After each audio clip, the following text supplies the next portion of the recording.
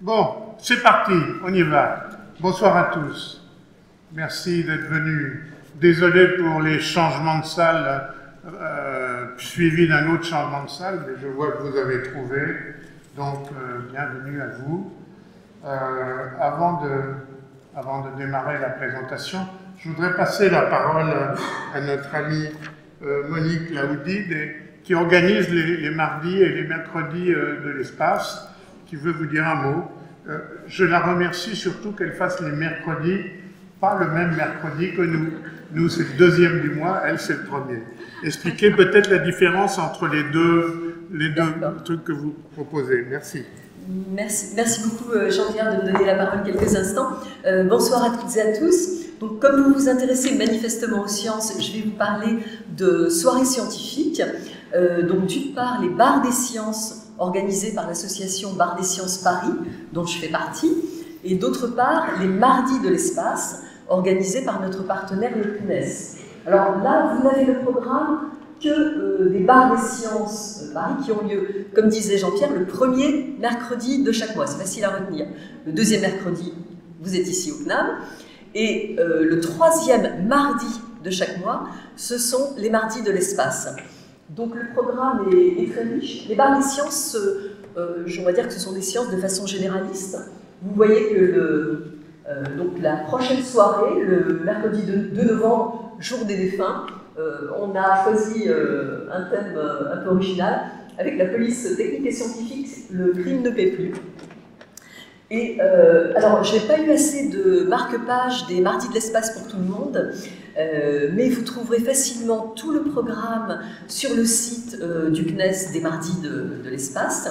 Donc, par exemple, mardi prochain, nous serons le 18 octobre, la soirée est consacrée à James Webb, le télescope, et la soirée suivante, donc le 15 novembre, mardi 15 novembre, ce sera le GEPAN.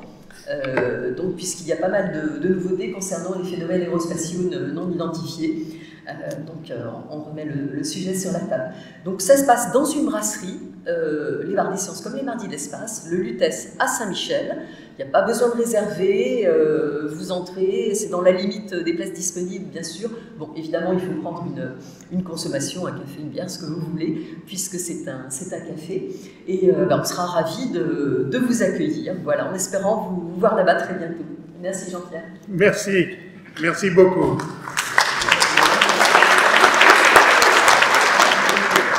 Je mettrai les programmes aussi dans le calendrier de mon site, dans quelques jours. Bon, on va commencer l'introduction. Donc, merci d'être venus. Pour ceux qui ne me connaissent pas ou qui sont sur YouTube, je m'appelle Jean-Pierre Martin, je suis membre de la SAF et j'organise avec mes collègues donc, ces conférences mensuelles d'astronomie depuis un certain nombre d'années. Un très grand nombre d'années, voilà. Vous savez que ces conférences sont enregistrées et disponibles ensuite sur le site de la SAF. C'est marqué YouTube, vous cliquez dessus et vous avez tous les enregistrements. Je voudrais juste faire une petite remarque un peu amère. Aujourd'hui, j'ai 210 réservations fixes pour la salle. A priori, nous ne sommes pas 210. Alors, généralement, il y a une perte au feu de 20 à 25%. Donc, je suis désolé, mais les gens qui s'inscrivent et qui savent qu'ils ne vont pas venir, envoyez-moi un petit mail juste pour me dire que je ne viens pas. C'est la politesse. Hein. Il y en a beaucoup qui le font, mais bon, il y a à peu près 20% qui ne le font pas. Alors, je ne peux pas commencer cette présentation, cette introduction, sans vous dire deux mots quand même de Big Moustache. Oui, notre prix Nobel, M. Alain Aspect, qui, oui, il a toujours porté des moustaches, hein, et qui, avec ses collègues Tellinger et John Clauser, a obtenu donc ce prix Nobel de physique cette année pour l'intrication, pour sa participation à l'intrication quantique. Ça fait 50 ans qu'il travaille là-dessus. Il était temps qu'il ait son prix Nobel. Alors, qu'est-ce que c'est l'intrication quantique? Je ne vais pas vous l'expliquer facilement. On dit que en deux mots pour comprendre, deux particules sont intriquées. Vous allez dire que ça veut dire intriquées. Qu'elles sont mariées. Supposons qu'elles sont mariées. Hein? Ouais, bon, c'est pas tout. Je dis simplement dans cette question. Okay?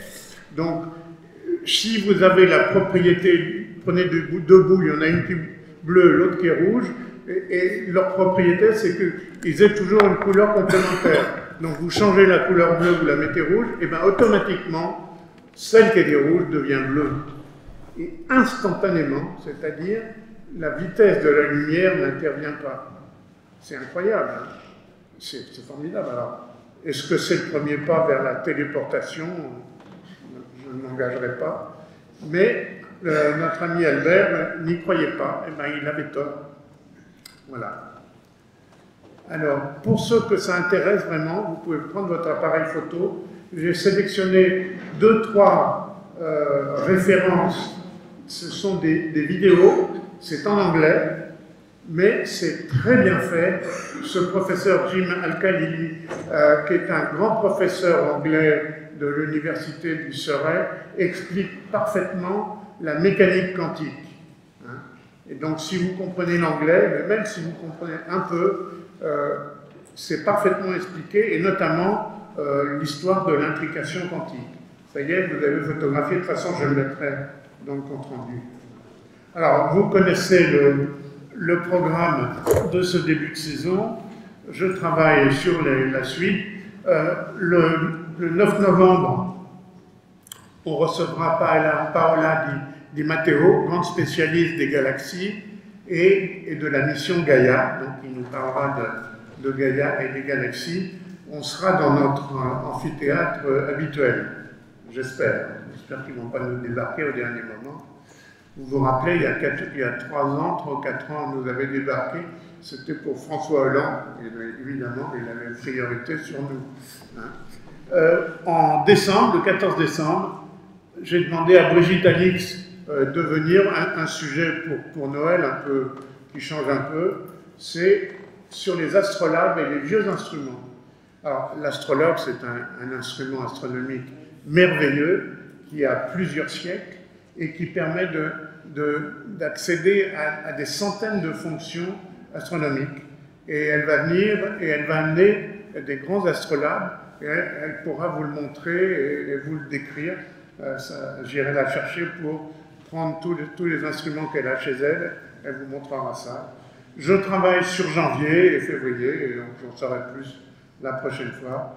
Une photo de la dernière conférence où nous avions reçu notre amie Nathalie Deruel, qui nous a parlé des trous noirs et de l'évolution de la notion de trou noir. Voilà. Le compte-rendu de cette réunion est à trouver voilà, sur cette adresse.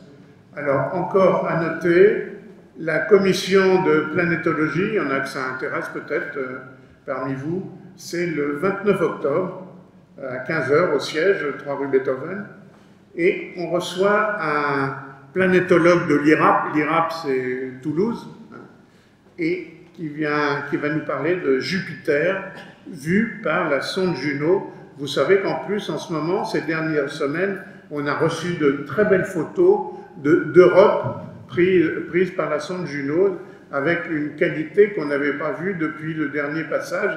C'était que le dernier passage, c'était quoi? C'était... je ne me rappelle plus quelle sonde y était passée, mais c'était il y a 20 ou 30 ans, donc ça va être intéressant. Alors évidemment, la commission de planétologie s'est réservée aux membres de la SAF et à leurs invités. Bon, vous avez mon email, si un jour vous n'êtes pas de la SAF, vous envoyez un mail, on peut s'arranger. Aïe, aïe, aïe, je suis enregistré. Aïe, bon. Je ne vous le dirai pas. Alors, les cours de la SAF donne des cours de Cosmos, c'est notre ami Jacques Frick qui s'en occupe et qui va démarrer en janvier. Voilà. Alors, si vous n'êtes pas tous capables de suivre les cours de Cosmos, on a la solution, on a des cours de maths pour comprendre la cosmologie. Hein? Ne rigolez pas, j'ai les noms, hein. Ne rigolez pas, c'est intéressant. Et bon, alors là, évidemment, faut faut aimer un peu les maths, mais ça vous permet de voir la cosmologie vraiment sous un autre aspect. Et bon, ben, c'est le... Alors j'ai les dates, oui j'ai les dates. Ben, premier cours, mercredi, alors 21 septembre c'est fait, et c'est un mercredi sur 2. Donc vous voyez, vous avez les dates là, si vous voulez le noter. Voilà. De plus, on a les cours d'astronomie par Daniel Briot, qui est astronome à l'Observatoire de Paris. Et cette année, ça démarrait le 22 septembre d'ailleurs, et vous voyez la liste des autres dates. Bon, vous trouvez toutes ces informations sur le site de la SAF. Alors la prochaine fois, comme je vous l'ai dit, on reçoit Paola Di Matteo. Elle va nous expliquer les grandes caractéristiques de la mission Gaia. Et la mission Gaia, c'est une mission d'astrométrie. Astrométrie, ça veut dire qu'on s'intéresse aux caractéristiques des étoiles en tant que luminosité, taille, spectre, etc., etc.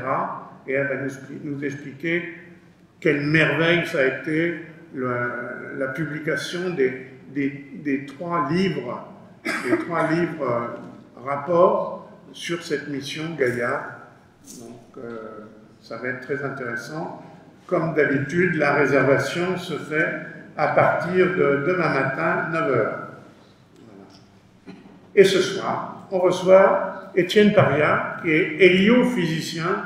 Alors, je n'ai pas pu m'empêcher d'écrire héliophysicien, ça fait bien. On pourrait dire astrophysicien du Soleil, héliophysicien, c'est bon.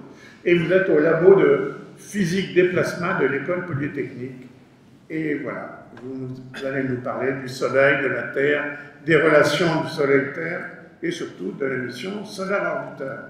Comme toujours, nous comptons sur votre retour sur de la conférence. Si vous avez eu des questions que vous n'avez pas pu poser, je les transmettrai à notre conférencier. Si vous êtes à distance sur YouTube, que vous êtes frustré parce que le son n'est pas bon ou l'image n'est pas bonne, signalez-le-moi, vous avez l'adresse, et je vous souhaite une bonne conférence.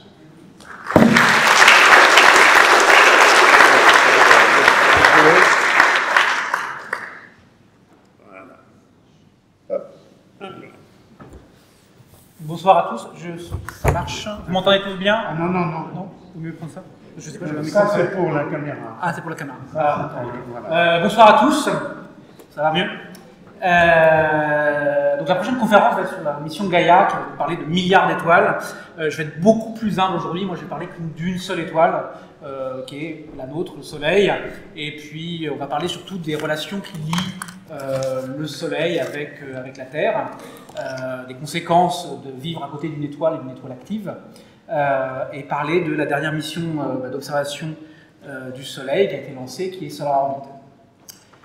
Alors on va d'abord, je vais vous présenter un peu la scène du crime. Pardon. Je vais vous présenter la scène du crime, qui est la couronne solaire. Donc, la couronne solaire tire son nom. Donc ici vous avez une image en lumière visible, une image prise lors d'une éclipse totale de soleil. Alors avec la qualité d'écran, on voit même un peu la face de la Lune. Alors c'est une image qui est très travaillée, qui a été faite par des astronomes amateurs éclairés, mais c'est quand même ce qu'on peut voir a priori à l'œil nu lors d'une éclipse. Et c'est en fait un peu ce que moi, en tant que jeune étudiant, j'ai découvert lorsque j'avais 19 ans. Il a eu lieu en France en 1999 l'éclipse totale de soleil.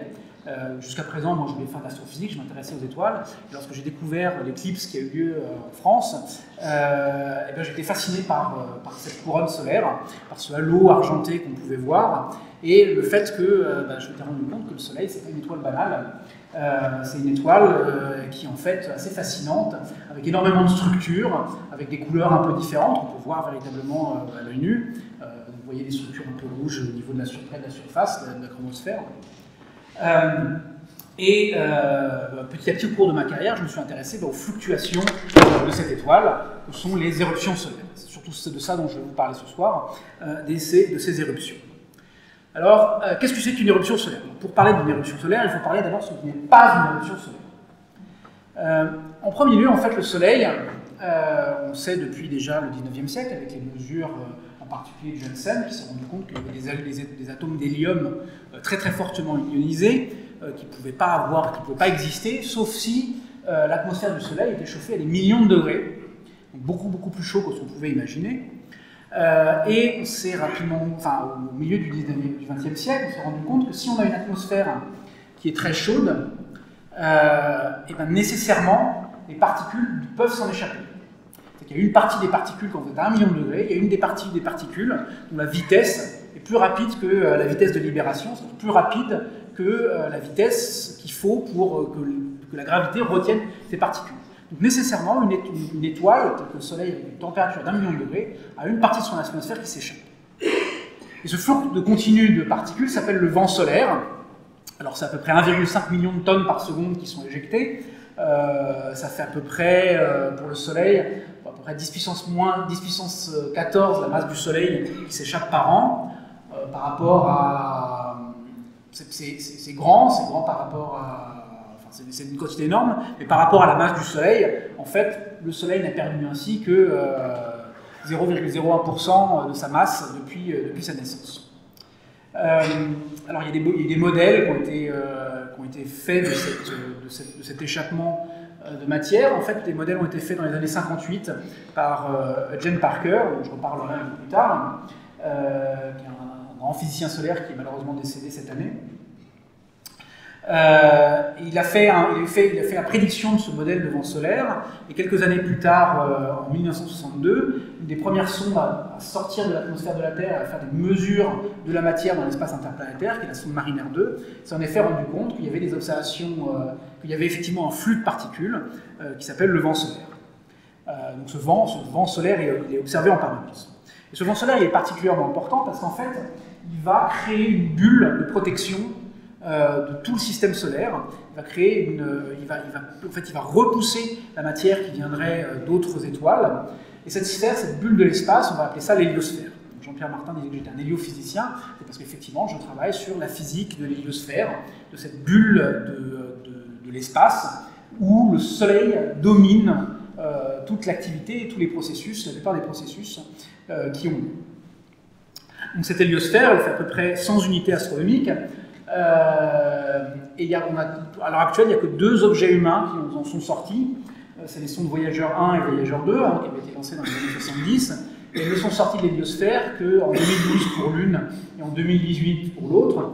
Et on voit ici, sur ce graphique, le fait qu'au moment où Voyager 2 est sorti de l'héliosphère, tout d'un coup, la quantité de particules très énergétiques qu'elle mesurait a énormément augmenté, ce qui montrait que le Voyager était sorti. Ça montre aussi l'effet qu'a l'héliosphère, cette sphère de protection, parce qu'elle nous protège de particules très énergétiques qui viennent d'éruptions solaires, de véritables éruptions solaires. Elles sont ici observées par la sonde américaine Solar Dynamic Observatory. Alors, ce qu'on voit, c'est des films, pour vous donner une échelle, ce qu'on voit, c'est des films qui sont quand même accélérés. La vraie durée d'une éruption solaire, une grosse éruption solaire comme celle-ci, c'est quelques heures. Et ce sont des phénomènes extrêmement énergétiques. Donc ici, l'énergie qui est dépensée lors d'une éruption solaire, c'est de l'ordre de 10 puissance 26 joules, ce qui ne parle pas beaucoup. Si je soulève mon téléphone, qui fait à peu près 100 grammes, d'un mètre, ça fait 1 joule, c'est 10 puissance 26 fois ça, c'est beaucoup plus. Si on prend une bombe thermonucléaire, la Tsar Bomba, la bombe thermonucléaire la plus puissante qui est jamais explosée sur Terre, c'est à peu près 1 milliard, une éruption solaire, c'est à peu près 1 milliard de fois l'énergie de cette bombe. Si on compare à l'énergie, à la consommation annuelle d'énergie, une éruption solaire, c'est à peu près 1 million de fois la consommation annuelle d'énergie par l'ensemble de l'humanité, et tout ça en quelques heures. Donc ces éruptions, on voit qu'elles sont particulièrement dynamiques, elles amènent à énormément de phénomènes qu'on peut observer dans l'atmosphère du Soleil. Donc ici, où vous êtes en train d'observer véritablement la couronne solaire, elle est vue en ultraviolet. C'est pas de la lumière qu'on peut voir à l'œil nu, c'est seulement grâce à certains satellites qu'on peut la voir. Et vous voyez qu'il y a de l'embryancement, il y a des éjectats, et je reviendrai là-dessus sur les différents vecteurs de l'interaction de ces éruptions avec la Terre. Parce que la première chose, c'est qu'il y a de la matière qui est éjectée. Lors de cette présentation, je vais vous montrer d'autres images qui sont un peu prises comme ça, pour voir ce qui se passe autour du Soleil. Le Soleil étant tellement lumineux, si on veut l'étudier, on ne peut peut pas bien sûr attendre qu'il y ait des éclipses qui aient lieu. L'éclipse totale de soleil, c'est trop peu fréquent et c'est trop court.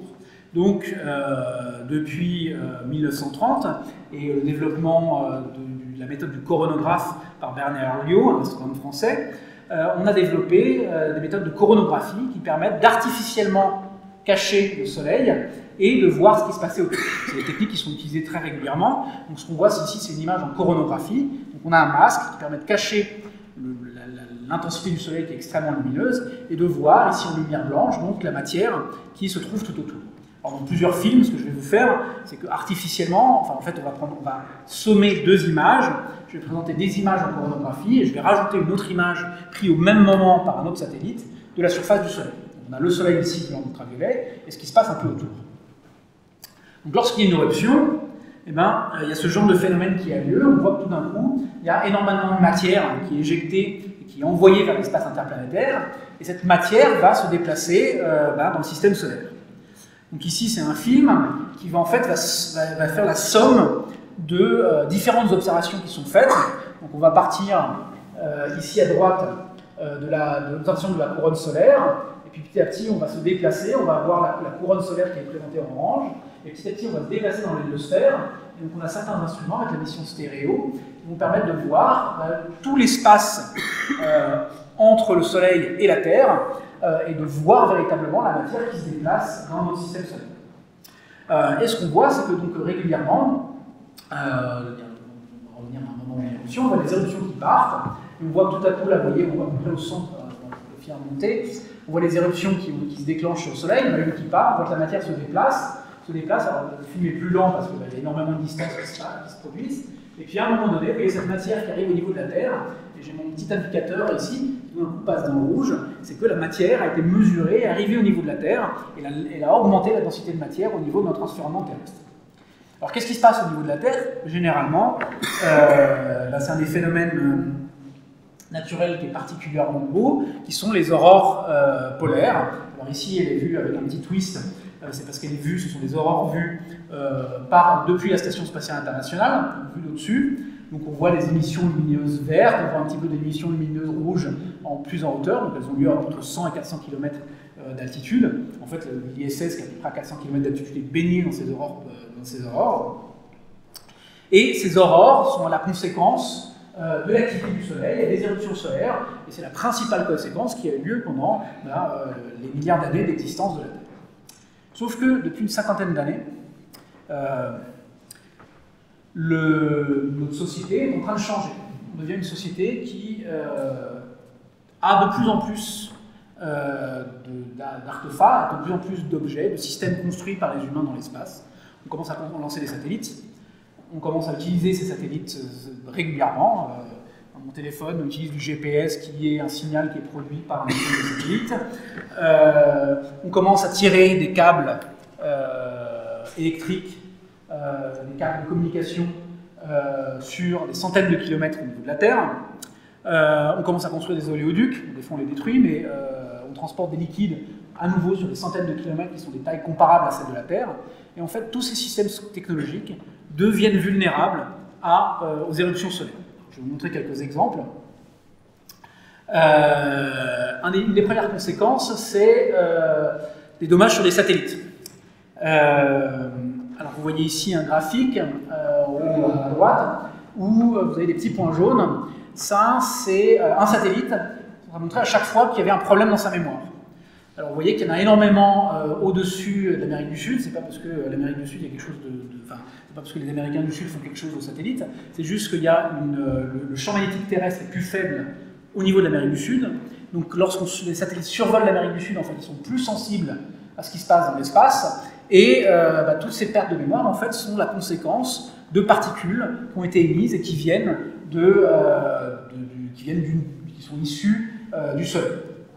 Régulièrement, il y a des satellites qui ont été perdus, il n'y avait plus de communication, bizarrement très proche d'éruptions solaires. Alors les opérateurs satellites n'aiment pas trop communiquer là-dessus, mais bon, on finit par savoir. Il y a 10 ans, effectivement, il y a un satellite qui a été perdu, qui a été détruit. Mais alors les nouveaux satellites, il n'y a pas de problème. Ça, vous parlez à n'importe quel opérateur, ils n'ont pas de problème sur les satellites actuels, ils sont beaucoup plus forts. Ceci dit, chaque fois qu'il y a une conférence où on parle d'amélioration des prédictions des éruptions solaires, tous les opérateurs satellites sont là. Donc on ne sait pas ce qui se passe, il n'y a pas de problème, mais ils sont là. Qu'est-ce qu'il y a comme conséquence? Les surtensions électriques. Vous voyez ici, ce sont des images d'un transformateur électrique, et en 1989, il y a eu une éruption, d'ailleurs pas particulièrement grosse, en mars 1989, mais qui a eu un impact très important, c'est qu'en fait il a créé des grandes surtensions au niveau du réseau électrique du Canada. Alors, c'était un jour où il y a eu énormément d'aurores polaires. Alors, vous voyez ici des images d'artistes, et ce qu'on voit en haut, c'est une image d'artiste de ce qu'aurait dû être l'émission lumineuse des différentes villes. Alors, on peut repérer ici Washington, Philadelphie, alors Washington, Baltimore, Philadelphie, New York, et là il y aurait dû avoir Boston, ici il y a dû avoir Toronto, Ottawa, Québec, et c'est tout noir parce que pendant une journée, suite à une éruption solaire qui a complètement saturé le réseau électrique, il n'y a pas eu de courant sur toute la région de Nouvelle-Angleterre, la province du Québec, etc. Donc ça, c'était la conséquence la plus importante d'une éruption solaire sur les systèmes humains. Mais bon, ça arrive régulièrement. En 2015, par exemple, il y a eu une éruption solaire qui a eu lieu à un moment et qui a produit beaucoup d'émissions radio. Et on voit ici, ça, ce sont en Belgique, c'est des stations de radar du sud de la Belgique qui notaient en fait des émissions radar qu'elles voyaient, et lorsqu'elles regardaient en direction du Soleil, on voyait que tout d'un coup, c'était complètement saturé par l'émission radar du Soleil. Alors ce que je n'ai pas dit, c'est que ces stations radar sont en fait des stations radar d'approche des avions.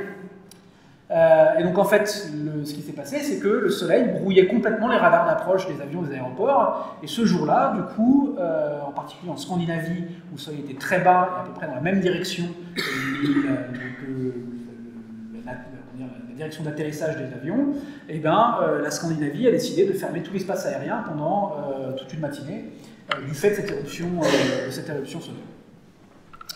Alors ça, c'est pour les impacts sur les systèmes technologiques. Il y a aussi des conséquences pour les humains. C'est que jusqu'à présent, il n'y a jamais eu d'astronautes qui étaient loin de la Terre au moment des éruptions. Mais dans la perspective d'un développement, et pour aller sur Mars en particulier, l'irradiation suite aux éruptions solaires, c'est un des problèmes principaux. Alors on sait s'en prémunir, il suffit d'avoir un satellite avec vous avez des parois d'1 mètre de plomb, il n'y a pas de problème, il n'y a pas d'irradiation pour un être humain. Sauf qu'on ne peut pas lancer des satellites qui vont sur Mars, qui sont faits en plomb avec 1 mètre de paroi. C'est trop lourd, ça coûte trop cher.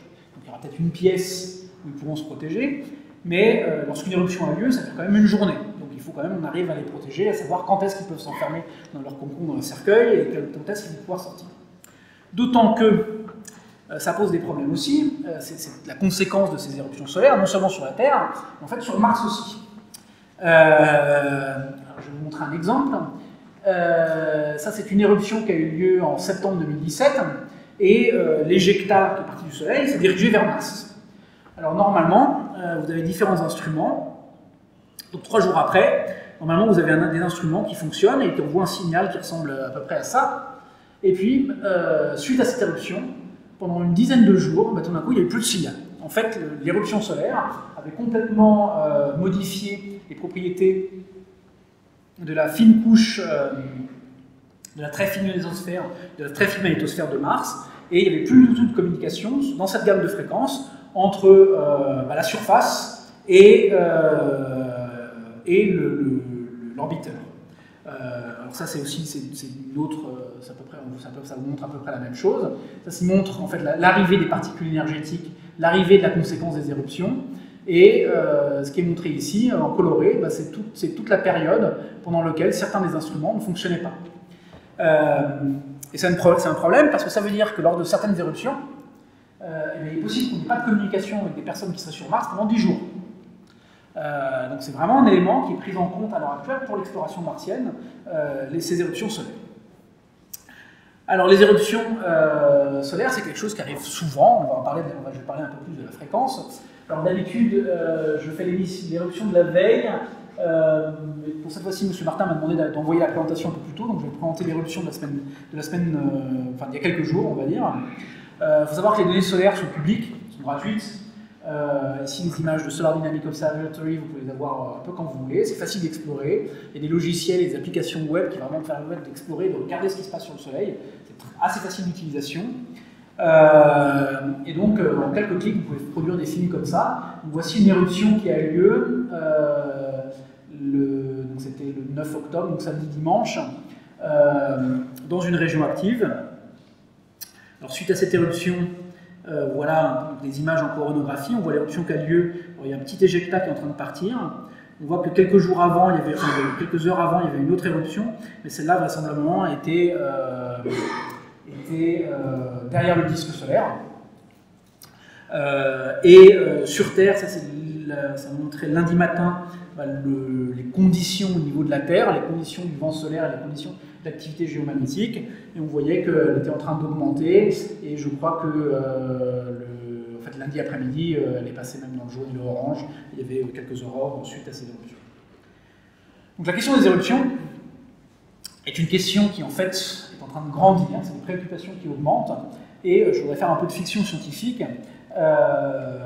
C'est que c'est en fait une problématique qui va être de plus en plus importante parce que on va être amené à se développer de plus en plus dans l'espace. On est en train de parler d'une part d'aller vers la Lune. Donc on peut imaginer que les petits-enfants, mais il y a petits-enfants, à un moment où il y aura une base lunaire, il y aura peut-être régulièrement des voyages vers la Lune et que la compagnie de voyage Terre-Lune, suite à des éruptions solaires, fera des communiqués en disant dans les 3 prochains jours, il n'y aura pas de voyage. Vous serez bloqué sur Terre parce que les conditions de l'activité solaire ne permettent pas d'aller vers la Lune. Comme je l'ai déjà évoqué, le voyage sur Mars et le voyage dans le système solaire, c'est aussi une préoccupation très importante.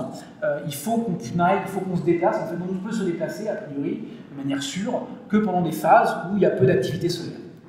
Parce que, comme on va le voir, il y a des phases où le Soleil est plus actif que d'autres. Alors la question des éruptions solaires, elle est aussi parfois empreinte d'un peu de sensationnalisme. Donc ça c'était...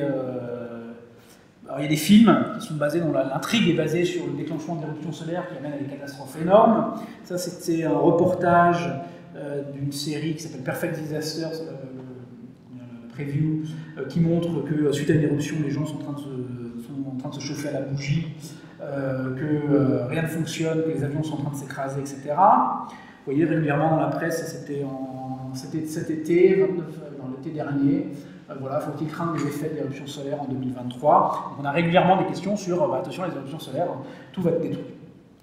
Donc l'objectif, c'est de vous présenter un peu ce qu'on sait aujourd'hui et où on en est, et du cadre de développement de la prédiction des éruptions solaires.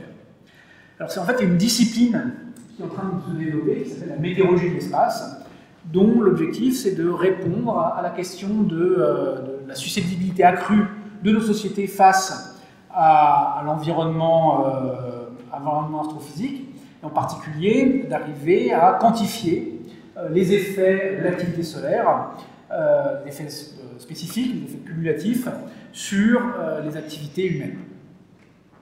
Alors, il y a un certain nombre de questions clés dans la météorologie de l'espace.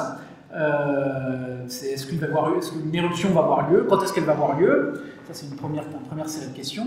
Et puis, la deuxième série de questions, c'est lorsqu'une éruption a lieu, est-ce que ça va toucher la Terre? Quelles vont être les conséquences? Quels vont être l'impact? Donc, il y a un certain nombre de sous-questions qui ont lieu là-dedans.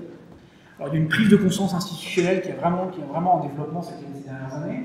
Alors, ce qu'on voit ici, par exemple, c'est au Royaume-Uni, c'est le cabinet du Premier ministre, qui en fait liste un peu tous les risques de dégâts naturels. Alors ce qui m'amuse, c'est qu'en fait, ce graphique, je l'avais déjà présenté en 2015, lorsque j'avais fait une conférence pour la SAF. Alors à l'époque, j'avais montré deux choses. J'avais montré, voilà, donc les éruptions solaires sont ici, donc avec une fréquence qui est relativement souvent. Et en termes d'impact, on était à un impact de 3. Donc à l'époque, j'avais dit, voilà, regardez par exemple, ici, avec à peu près la même fréquence, mais un impact beaucoup plus important, il y a eu l'épidémie. Bon, à l'époque, personne ne s'était rendu compte de ce que ça voulait dire une épidémie. 8 ans après, aujourd'hui, je pense que tout le monde a bien conscience de ce que ça veut dire en termes d'impact sur notre société, une épidémie, une véritable épidémie. Donc voilà, les éruptions solaires, c'est pas aussi grave. Ça a moins d'impact en général une éruption, mais ça a une gravité qui est quand même relativement importante et qui touche beaucoup de systèmes, qui n'est pas centré, on va dire, contrairement à une éruption volcanique ou une inondation, sur une région, ça touche tout d'un coup tout le monde. Donc sous cette question de météorologie de l'espace, il y a un certain nombre de plans stratégiques qui se développent au niveau européen. Il y a un certain nombre de services de prévision qui sont en train de se développer. Par exemple, l'équivalent de Météo France, le Met Office en Angleterre, a un bureau qui fait des prévisions en météorologie de l'espace sur l'activité du Soleil. En France, c'est plutôt l'armée française qui s'est saisie du sujet, avec lequel on collabore régulièrement, sur différents sujets. Donc ces éruptions, pour en parler, qu'est-ce que je vais vous répondre à un certain nombre de questions qui sont qu'est-ce que l'activité solaire, qu'est-ce qu'une éruption solaire au sens où quels sont les vecteurs d'interaction entre le Soleil et la Terre, parce qu'en fait il y a plusieurs vecteurs d'interaction et chacune de ces vecteurs a des spécificités propres. Comment se déclenchent les éruptions solaires, qui est une grande question physique solaire auquel on n'a pas de réponse pour l'heure actuelle. Et puis je vais vous parler un peu de la mission Solar Orbiter, qu'est-ce qu'on en attend, pourquoi on a lancé une mission pour se rapprocher du Soleil. Donc qu'est-ce que c'est que l'activité solaire? Alors l'activité solaire, déjà c'est si on regarde le Soleil en lumière visible, alors pas à l'œil nu directement, mais si on fait de la projection ou si on utilise des filtres adaptés, ce qu'on va voir c'est quelque chose comme ça, c'est le disque solaire, c'est la surface du Soleil, la surface où sont émis l'essentiel de la lumière du Soleil, et en une semaine, on voit qu'il y a des petits points noirs qui se déplacent, donc ça c'est dû à la rotation du Soleil, ces petits points noirs ils changent de forme, donc ça c'est des taches solaires, ils ont quelques mouvements, et dans l'ensemble c'est pas très dynamique. En fait, la problématique de la dynamique du Soleil a été longtemps ignorée parce que le Soleil en lumière visible, il émet à peu près une quantité constante de lumière. C'est tellement constant qu'on appelle ça la constante solaire. C'est l'intensité lumineuse qui est envoyée en permanence vers la Terre, la quantité d'énergie qui est envoyée en permanence sur la Terre. Alors c'est ce que je vous montre ici, c'est cette variation de cette émission lumineuse. Alors vous me dites oui, ça bouge beaucoup. Et vous voyez, on est en train de déplacement de 2 unités sur 1365. Donc c'est un peu loin d'un pour 1000. C'est à peu près 1 pour 1000. La variation de l'humidité du Soleil ici, vous voyez, en 30 ans. Donc on voit des fluctuations sur à peu près une dizaine d'années. Mais c'est très faible. Alors, est-ce que ces variations, ça peut avoir une influence sur le climat? A priori, ça en a une petite, mais c'est très faible en tout cas par rapport aux effets liés aux humains. Donc ça, c'est lorsqu'on observe le Soleil en visible. Maintenant ici, je vous montre un film en ultraviolet, donc de l'atmosphère du Soleil pendant la même semaine, mais on voit qu'il y a beaucoup plus de mouvements. Il y a beaucoup plus de fluctuations de l'émission, il y a beaucoup plus de structures qui sont en train de changer. L'atmosphère du Soleil observée en ultraviolet, c'est elle qui est très dynamique, et c'est elle qui change énormément, et beaucoup plus vite que celle en lumière visible. Et c'est ça qu'on va appeler l'activité solaire. L'activité solaire, c'est toute l'évolution de cette couronne, de cette atmosphère du Soleil en une semaine. Donc ça, c'est pendant une semaine. Là, je vais vous présenter l'évolution de l'émission pendant une éruption majeure, une éruption importante. En fait, ce qu'on va voir, c'est que le Soleil, en quelques heures, il va être capable d'émettre en ultraviolet, voire même en rayon X, 10 fois, 20 fois, voire 100 fois plus de lumière qu'il ne le fait normalement. Donc ces éruptions, c'est vraiment des phénomènes qui sont très actifs et qui changent beaucoup, on va dire, en quelques heures. Alors ces phénomènes n'ont pas lieu n'importe où.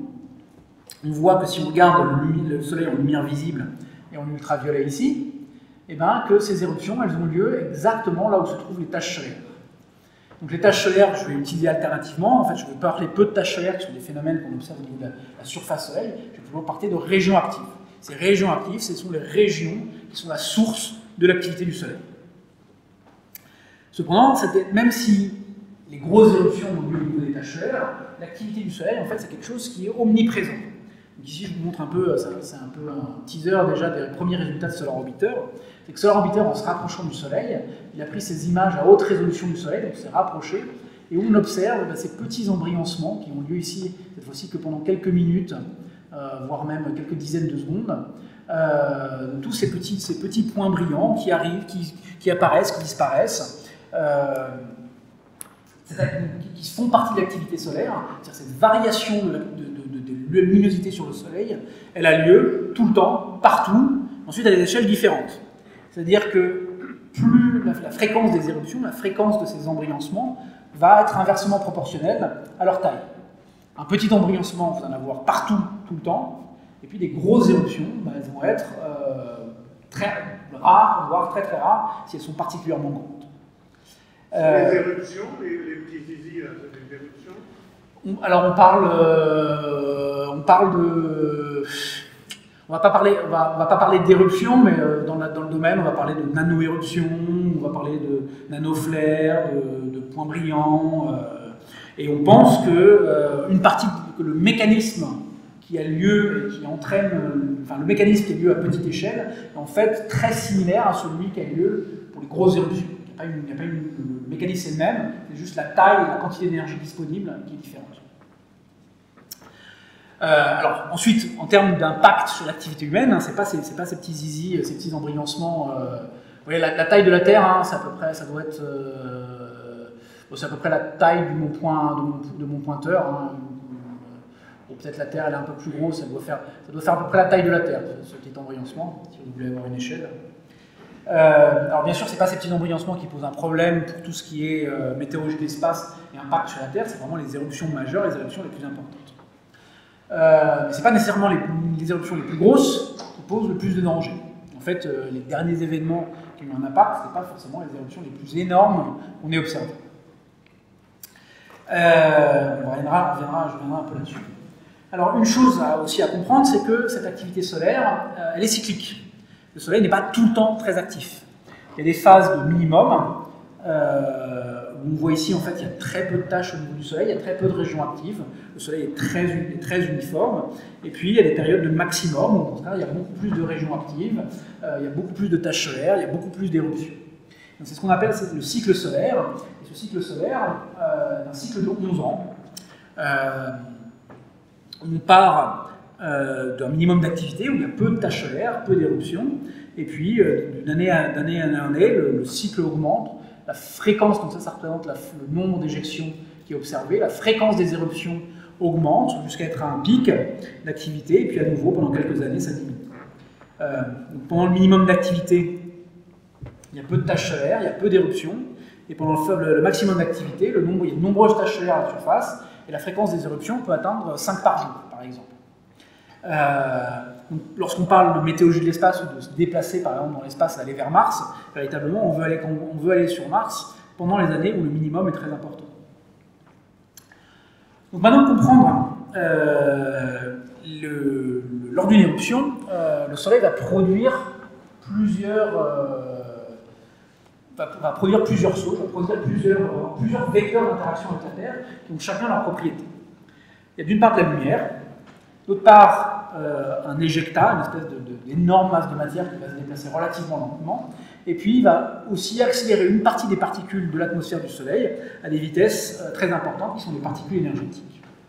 Alors l'embriancement, c'est quelque chose, c'est ce qu'on parle en anglais de flare, c'est la partie la plus visible, la plus connue, c'est qu'en fait le Soleil va émettre de la lumière dans l'ensemble du spectre électromagnétique, aussi bien en lumière visible, mais en fait relativement peu par rapport à toute la lumière que le Soleil produit généralement, mais surtout il va produire énormément de rayons ultraviolets et de rayons X. Alors c'est des photons, c'est de la lumière, ça se déplace à la vitesse de la lumière, et donc ça veut dire qu'il faut 500 secondes à peu près à la lumière pour arriver sur la Terre. 500 secondes, ça fait plus d'une minute. Donc à partir du moment d'une éruption, pour se prémunir de ces embriancements, on n'a en fait que très peu de temps. Donc prédire une éruption, en fait on ne peut pas observer, en fait il faut arriver à le prédire auparavant. Alors l'impact de ces émissions, comme elles émettent dans toutes les gammes du spectre lumineux, eh ben, ça va impacter les télécommunications qui sont basées sur les radios. Par exemple, c'est ce que je vous parlais, lorsque le Soleil émettait en lumière radio, c'est ça qui avait brouillé les satellites d'approche et de positionnement pour les satellites. Ça va aussi, suite à ces émissions, ça va augmenter la densité dans l'atmosphère, de l'ionosphère. Ça va perturber les communications HF qui reposent sur la réflexion dans l'ionosphère terrestre. Et puis ça peut, pas immédiatement, mais relativement, enfin, comme ça va augmenter la densité, ça va aussi freiner un certain nombre de satellites. On pense qu'il n'y a pas si longtemps que ça, il y a 1 an à peu près, c'était quand c'était en mars dernier, il y avait Starlink qui avait envoyé des satellites, ils avaient tiré sur une orbite assez basse, il y avait vraiment très peu de marge de manœuvre, et c'était juste après qu'il y ait un peu d'activité solaire, qui avait subitement augmenté la densité de la haute atmosphère terrestre, et il y a à peu près, lors de ce lancement-là, une quinzaine de satellites qui étaient tombés, qui n'avaient pas réussi à être mis en orbite. Donc ça, c'est le premier effet, c'est de la lumière. Le Soleil produit de la lumière. Le deuxième effet, c'est l'éjecta. C'est que le Soleil envoie de la matière, éjecte de la matière. Donc ici, dans notre film, où donc de la matière est envoyée, éjectée du Soleil. Alors, la matière est éjectée à peu près à la vitesse de, on va dire, 1000 km par seconde. Et la quantité de matière, c'est à peu près 10 puissance 12 kg, 10 puissance 10, à peu près 1 milliard, enfin 10 milliards à 1000 milliards de kilogrammes. Alors pour vous donner une idée, 1000 milliards de kilogrammes, c'est grosso modo la masse de tous les humains qui sont sur Terre. Et 1000 km par seconde, ça veut dire que vous arrivez à vous prenez tous les humains qui sont sur Terre, vous les mettez à Lille, et une seconde après, vous avez réussi à les déplacer à Marseille. Donc ça, c'est une éruption solaire. Ça va très vite. En fait, quand on y réfléchit, en masse, c'est pas si grand que ça. Parce que, bon, tous les humains, on n'est pas si lourd que ça. Néanmoins, tout ça, la vitesse fait que 1000 km par seconde, c'est très énergétique. Donc on arrive à, comme je vous disais, 10 puissance 26 joules. Et cette matière donc, se déplace dans l'espace interplanétaire. Elle est éjectée vers un peu partout, parfois vers la Terre. Alors ici, vous voyez des films de coronographes, on s'éloigne de plus en plus du Soleil. Là, c'est lors d'une éruption solaire majeure, on voit plusieurs éjections de masse coronale qui s'échappent du Soleil. Et à un moment donné, certaines dentelles peuvent se déplacer dans le système interplanétaire. Alors ici, vous voyez donc, des représentations des films qui représentent à peu près une éjection de masse coronale. Et il y a un point, elles vont se déplacer à 1000 km par seconde. 1000 km par seconde, ça veut dire qu'elles vont arriver au niveau de la Terre en à peu près 1,5 à 4 jours, 3 jours. Donc c'est des phénomènes, l'éjecta, en fait si on voit l'éruption en 500 secondes, on a vu la lumière, si on arrive à obtenir des images, en 2 à 3 jours, on est capable, si on ne fait que de la surveillance, de se prémunir de ces éjections de masse coronale. On sait que, attention, dans 1 jour et demi, elles vont arriver sur Terre, il faut faire quelque chose. Par contre, si c'est dirigé vers la Terre, on ne va pas pouvoir quoi que ce soit pour les éviter. Parce que les éjections de masse coronale, comme c'est montré un peu dans ce film et sur ce graphique, lorsqu'elles arrivent au niveau de la Terre, elles ont une taille immense. En fait, on est baigné dedans. La taille de ces éjectats, lorsqu'elles arrivent au niveau de la Terre, c'est à peu près la même que la distance Soleil-Terre. Elles font à peu près une unité astronomique de largeur. Donc la Terre est vraiment baignée dans cette structure, et surtout ce qui est important, c'est que c'est une structure magnétisée, c'est une boucle de champ magnétique, c'est du champ magnétique qui tout d'un coup va interagir avec le champ magnétique de la Terre et le perturber. Ces éjections de masse coronale, en fait, dans le système, c'est le principal perturbateur de l'environnement terrestre. C'est que, d'une part, il y a une masse relativement importante de particules chargées, qui est en fait comparable, on va dire, à la quantité de particules qui est présente dans l'environnement magnétique terrestre. Ça a un champ magnétique important qui va vraiment pouvoir perturber le champ magnétique terrestre. Et c'est ça qui va, d'une manière ou d'une autre, induire des courants électriques qui vont circuler dans le sol. C'est ça qui va créer donc, des surtensions dans les câbles électriques quand on commence à les tendre. C'est ça qui va créer de la rouille dans les oléoducs, quand on commence à avoir des oléoducs qui sont des centaines de kilomètres. Quelque part, lorsque vous avez une éruption solaire, c'est que tout d'un coup, vous êtes en train de brancher une batterie sur la Terre, et les courants, ils passent où ils peuvent, et parfois, ils passent dans les câbles que les humains tirent. Donc ces éjections de masse coronale, c'est vraiment le principal perturbateur. On peut les voir d'une manière un peu différente. Donc ici, ce sont des images avec des coronographes. Et vous voyez qu'au moment où l'éjection de masse coronale s'approche du satellite, lorsqu'elle arrive sur le satellite, bah, tout d'un coup, toutes ces particules elles commencent à tomber sur le détecteur, et donc elles le saturent complètement. C'est ça qui crée un peu tout ce poivre et sel. C'est qu'en fait, notre détecteur, bah, il est douché par toutes les particules qui sont générées lors de l'éruption, et qui sont transportées par l'éjection de masse coronale. Donc ça, c'était le deuxième vecteur. Il y a un troisième vecteur d'interaction, qui est des particules énergétiques. Il est un petit peu plus difficile à comprendre. C'est-à-dire que ce n'est pas de la matière qui est éjectée et qui va se déplacer de manière relativement lente, 10 km par seconde, mais ce sont des faisceaux de particules, ce sont des minces faisceaux qui vont se déplacer d'une part vers le Soleil. Donc en fait, ici, ce que je vous montre, c'est une simulation numérique. On reproduit ce qui se passe dans le Soleil. Il y a un certain nombre de particules qui vont suivre le champ magnétique, qui vont précipiter sur le Soleil. Et c'est elles qui, en fait, vont amener aux émissions lumineuses, à certaines des émissions lumineuses qu'on voit lors des éruptions. On parle ici de rubans d'éruption. Mais il y a un certain nombre d'autres particules qui, on voit, vont ici monter, elles vont s'échapper, et en fait vont être injectées dans l'espace interplanétaire. Donc ces faisceaux de particules, d'électrons, de protons et de neutrons, ils vont se déplacer, ils vont être injectés dans le milieu interplanétaire, et lorsqu'ils se déplacent dans le milieu interplanétaire, eh ben, ils vont interagir avec la matière ambiante, ils vont amener à d'autres émissions lumineuses. Donc en fait, on arrive à les voir se déplacer. On parle ici d'émissions de type 3, c'est des émissions radio qui traduisent véritablement le déplacement de ce fin faisceau d'électrons. En fait, le faisceau d'électrons ou de protons est en train de se déplacer dans l'espace interplanétaire. Il va exciter la matière localement, qui va émettre de l'émission lumineuse. Donc on va les suivre petit à petit lorsqu'ils se déplacent.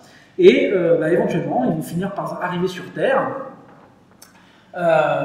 Et ils vont rentrer, eux, profondément dans l'atmosphère de la Terre, et ils vont amener à des gerbes Cherenkov, c'est-à-dire qu'ils certaines de ces particules vont frapper l'atmosphère de la Terre et être détectées. Donc on a en particulier des détecteurs au niveau des îles Kerguelen, ici, qui vont mesurer ces énergies. Et vous voyez ici, donc, c'est un moniteur à neutrons. On voit lors d'une éruption solaire, on a des énergies de l'ordre du gigaélectronvolt. Les particules solaires sont très très énergétiques. Il faut savoir que l'énergie de liaison entre deux molécules, donc 1 gigaélectronvolt, c'est 10 puissance moins 10 joules, une particule qui a 10 puissance moins 10 joules, que normalement l'énergie de liaison entre deux molécules, c'est 10 puissance moins 18. Tout ça pour dire que ces particules elles sont 1 milliard de fois plus énergétiques que n'importe quelle molécule qui se tient au niveau de notre corps ou au niveau de n'importe quel appareil. Donc c'est des faisceaux qui sont très étroits. Ils interagissent très rarement, c'est très rare que véritablement la Terre soit baignée de ce faisceau de particules, mais lorsque ça arrive, il y en a à peu près 10 par cycle solaire, c'est eux qui ont des très très forts pouvoirs irradiants et destructeurs. C'est eux qui peuvent vraiment détruire un satellite d'un coup, parce que chaque particule est très puissante. Et donc c'est une partie qui reste très peu connue, et c'est quelque chose qu'on veut étudier d'autant plus. C'est un des principaux objectifs de la mission Solar Orbiter, c'est de comprendre ces faisceaux de particules. C'est des gamma? Alors, c'est pas des photons. Il y a de l'émission gamma. L'émission gamma, c'est des émissions photons. Ici, c'est vraiment des noyaux de protons. C'est vraiment des particules. Donc, non, c'est des particules alpha, des particules alpha essentiellement. Pour arriver sur Terre en 15 minutes, ça peut être des particules sans masse, non? Non, justement, c'est des particules qui sont, oui, j'ai oublié de le préciser, c'est des particules qui sont accélérées à des vitesses proches de la vitesse de la lumière. Donc elles sont très rapides, et on ne peut pas s'en prévenir. Non, c'est vraiment des... effectivement, j'ai oublié de le dire, elles viennent en 15 minutes, c'est des particules quasi relativistes. Alors, comment se déclenchent les éruptions solaires? Rentrons un peu dans la physique de ces phénomènes. Tout d'abord, on a vu que la plupart des éruptions avaient lieu au niveau des taches solaires. Ces taches solaires, ce sont vraiment les régions où il y a de l'embrilloncement, où il y a en ultraviolet de l'émission lumineuse. Et aujourd'hui, régulièrement, ce qu'on est capable de faire, c'est des cartes comme ça. Ce sont des magnétogrammes, c'est des produits qui sont mesurés régulièrement sur le Soleil. Ce sont des cartes du champ magnétique, ça montre la distribution du champ magnétique. Et ce qu'on voit ici, donc, c'est quelque part, c'est un peu les pôles du champ magnétique. En blanc, c'est les polarités positives du champ magnétique, et en noir, c'est les pôles négatifs du champ magnétique. Et ce dont on se rend compte, c'est si on compare la position des taches solaires et la position des structures magnétiques, des cartes du champ magnétique, il y a une très bonne correspondance. En fait, les taches solaires, ce sont véritablement des zones de concentration du champ magnétique. Ça, c'est quelque chose qui a été mis en avant en 1908 par un astronome américain, Henry Hale, qui a été quelque part la base de la physique des éruptions de la physique solaire, un des résultats les plus importants, de comprendre que les taches solaires, ce sont des régions de très forte intensité du champ magnétique. Donc, lorsqu'il y a une tache, il y a toujours, comme c'est du champ du magnétisme, il y a toujours deux polarités de signes opposés. Alors, quand on parle de champ magnétique, il faut mettre un peu quelques grandeurs. Dans une tache solaire, le champ magnétique, l'intensité du champ magnétique est de l'ordre de 0,1 Tesla. Alors, si vous n'êtes pas familier avec ce que c'est que les Tesla, le champ magnétique de la Terre, en ce moment, il y a le champ magnétique qui nous traverse, c'est 10 puissance moins 5 Tesla. Donc c'est à peu près 10 000 fois, 1000 à 10 000 fois le champ magnétique dans une région active, en fait, seulement 1000 à 10 000 fois plus intense que le champ magnétique qui nous traverse en ce moment. Un aimant de frigo, c'est 0,1 Tesla en champ magnétique. Quelque part, une tache solaire, c'est que 10 fois plus fort en termes d'intensité du champ magnétique que votre petit aimant. Si vous faites une RMN, vous allez être pour des examens médicaux, vous êtes soumis à des champs de l'ordre de 10 Tesla. C'est beaucoup plus fort. Sur Terre, on est capable de faire des champs magnétiques beaucoup plus forts. Oui, mais il y a une différence, c'est que la taille des régions actives, la taille de ces régions de polarité, c'est de l'ordre de 10 puissance 8 mètres, donc un peu moins de 100 millions de kilomètres.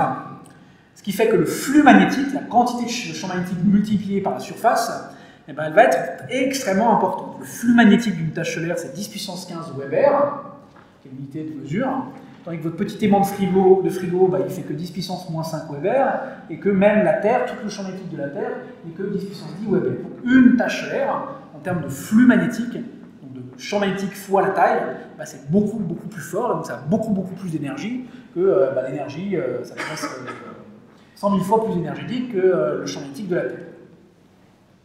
Bon, maintenant, regardons ce qui se passe au niveau d'une région active. Ce qu'on voit souvent, on a ces boucles dans la couronne, ces structures au niveau des régions actives. Qu'est-ce que c'est? Si on s'intéresse au champ magnétique, on voit que les boucles, elles sont ancrées au niveau de ces polarités du champ magnétique. Une plus et une moins. Donc ici, c'est une image où je superpose en rouge et bleu le champ magnétique, et on voit que les boucles, elles ont les pieds dans cette polarité. Et en fait, les boucles qu'on observe en ultraviolet, ce sont les marqueurs, ce sont les traces des lignes de champ magnétique. Donc en fait, lorsqu'on observe ces régions actives, ces boucles, ça montre la localisation de ces lignes de champ magnétique. Et ce magnétisme solaire, il est en fait essentiel, et c'est lui qui va structurer toute l'atmosphère du Soleil. Donc les éruptions, l'énergie, la source d'énergie des éruptions, c'est vraiment l'énergie magnétique. Et comprendre l'activité solaire, c'est vraiment comprendre le champ magnétique. Moi qui suis un spécialiste de l'activité solaire, en fait je suis un spécialiste du magnétisme du Soleil. Et notre couronne solaire, la couronne dont on avait vu en lumière blanche, elle est complètement structurée en fait par ce champ magnétique. Ce qu'on voyait dans l'image que je vous montrais initialement, vous voyez qu'il y avait des structures fermées qui sont en fait des endroits où le champ magnétique est fermé, il y a des structures ouvertes où il y a des lignes qui s'étendent vers l'espace interplanétaire, ce sont des lignes de champ magnétique qui s'étendent, qui sont ouvertes sur l'espace interplanétaire. Lorsque vous voyez des régions rouges, c'est des structures magnétiques torsadées qui renferment de la matière, qui bloquent la matière à l'intérieur. Et ce champ magnétique, c'est vraiment celui qui dicte la manière dont la couronne se structure. Donc ensuite, le champ magnétique n'est pas créé au niveau de l'atmosphère du Soleil. Il est créé, le champ magnétique en fait, les taches solaires se créent sur des concentrations de champ magnétique, et ce champ magnétique vient de l'intérieur du solaire. Et elles sont apportées au niveau de la couronne solaire via l'émergence de flux magnétiques, qui est un processus qui va faire qu'il y a des énormes boucles de champ magnétique qui vont traverser la photosphère, la surface solaire. Lorsqu'ils vont la traverser, ils vont donner naissance à ces taches solaires et éventuellement faire apparaître ces régions actives qui à un moment ou à un autre, il va y avoir des éruptions. Alors on se dit, bon, c'est très simple, j'ai qu'à surveiller ce qui se passe au niveau de la surface et je saurai quand est-ce qu'une éruption a lieu. Alors voilà, je vais vous montrer des films. D'une part, ça c'est la surface solaire en lumière visible, ça c'est le champ magnétique, donc c'est l'apparition on est en train de suivre une région active, on est en train de suivre les tâches, on est en train de voir l'évolution du champ magnétique, ça se passe pendant plusieurs jours. Vous voyez, on était le 14 février, c'était la Saint-Valentin 2011, il se passe quelques heures, le champ magnétique se structure. Bon, il y a des mouvements qui sont relativement lents.